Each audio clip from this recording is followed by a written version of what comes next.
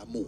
Il a reçu 3 baptêmes en même temps. Donc le baptême d'eau. Le baptême d'eau, c'est pourquoi? Le baptême d'eau, c'est pour la repentance. Mais vous allez vous demander, mais Jésus-Christ n'avait pas besoin de se repentir? Non, il n'avait pas besoin de se repentir pour lui-même, mais il avait besoin de se repentir pour nous autres.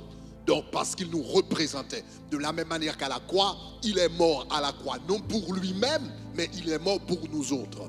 Donc le baptême d'eau, c'est d'abord un baptême de repentance, mais puisqu'il était le dernier Adam, puisqu'il était le représentant de l'humanité, il devait être baptisé. Donc cela veut dire que c'est un baptême de repentance. Donc le premier baptême, c'est un baptême de repentance. Et vous et moi, nous avons besoin de ce baptême également. Donc il y a des personnes, par exemple, qui ont pris des décisions durant les 7 soirées que nous avons eues. Donc c'est très très important. Après avoir donné votre vie à Jésus-Christ, donc le second étape, c'est le baptême. C'est la repentance. Maintenant, la repentance, c'est quoi? La repentance, en réalité, le mot repentance signifie demi-tour. Donc celui qui s'est repenti, c'est quelqu'un qui, donc tu allais par exemple dans cette direction et tu fais demi-tour et tu retournes, tu prends une autre direction. Donc la repentance, c'est demi-tour par rapport à ta vie. Donc tu suivais le chemin de Satan, tu suivais le prince de ce monde, tu as entendu la parole de la vérité, tu t'es donné à Jésus-Christ. Maintenant, il faut que tu fasses demi-tour dans ta vie, il faut que tu changes ton comportement, il faut que tu changes ta manière de penser, il faut que tu changes tes paroles, tu dois faire demi-tour. Et la repentance, le baptême, c'est une manifestation physique de cette repentance, donc très très important. Deuxièmement, il y a le baptême de l'esprit. Le baptême d'eau, c'est pour la repentance. Le baptême de l'esprit, c'est pourquoi? Le baptême de l'esprit, c'est pour la puissance. Dans Actes chapitre 1er, verset 8, Jésus-Christ, les disciples avaient reçu le Saint-Esprit, et il avait reçu le Saint-Esprit dans Jean chapitre 20, mais dans Actes chapitre 1er, verset 8, il a dit, mais vous recevrez une puissance, le Saint-Esprit de Dieu survenant sur vous, et vous serez mes témoins. Ça, c'est le baptême de l'Esprit, parce que si vous lisez les versets avant, vous allez voir que Jésus-Christ leur avait dit, donc vous allez à la chambre haute et vous serez baptisés. Dans ce texte, le texte parlait de baptême, mais au verset 8, il dit, le Saint-Esprit de Dieu survenant sur vous et vous serez mes témoins. Le baptême de l'Esprit, c'est un baptême de puissance.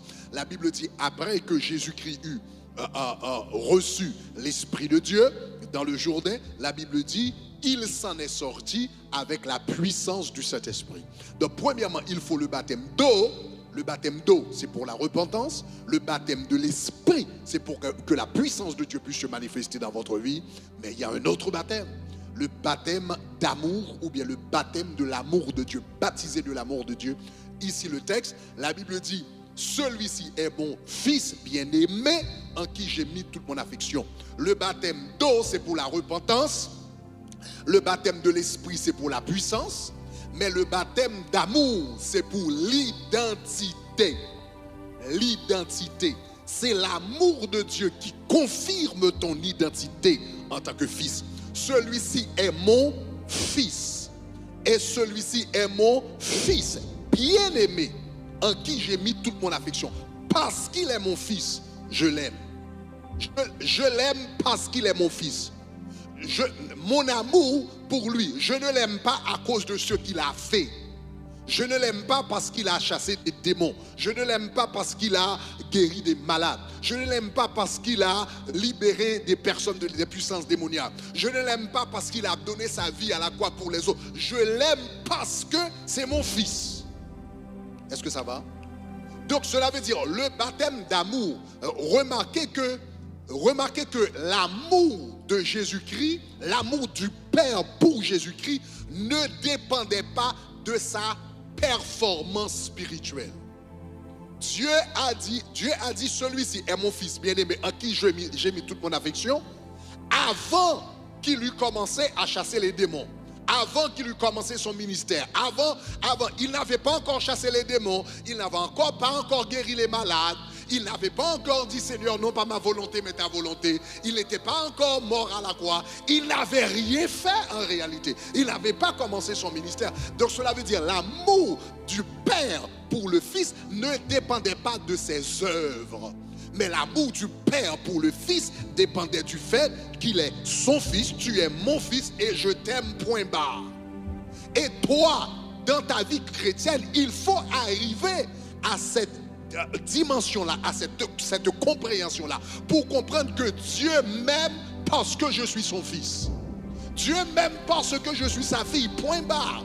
Dieu ne m'aime pas parce que je prie beaucoup, parce que je loue beaucoup, parce que je sers à l'accueil, parce que je sers à... Non, Dieu m'aime parce que je suis son Fils, point barre. Est-ce que ça va, chers amis? Maintenant, en tant que chrétien, quand tu te rends compte que Dieu t'aime, indépendamment de tes performances spirituelles, indépendamment de tes faiblesses, indépendamment de tes chutes, indépendamment de tout, Dieu t'aime. Maintenant, tu peux être en sécurité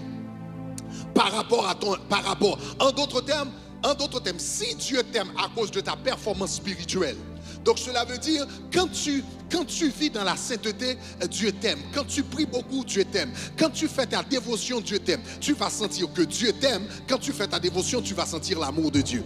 Quand tu passes du temps dans la prière, tu vas sentir l'amour de Dieu. Et la semaine d'après, tu vas avoir des problèmes, tu vas négliger ta vie de prière, tu vas négliger ta vie de jeûne et tu vas dire Dieu ne m'aime pas. Et puis maintenant, la semaine d'après, je commence à prier et Dieu m'aime encore. Non, mais l'amour de Dieu ne dépend pas de ta performance spirituelle. L'amour de Dieu dépend du fait que tu es son fils et tu es sa fille et il t'aime, point barre. Dites-moi gloire.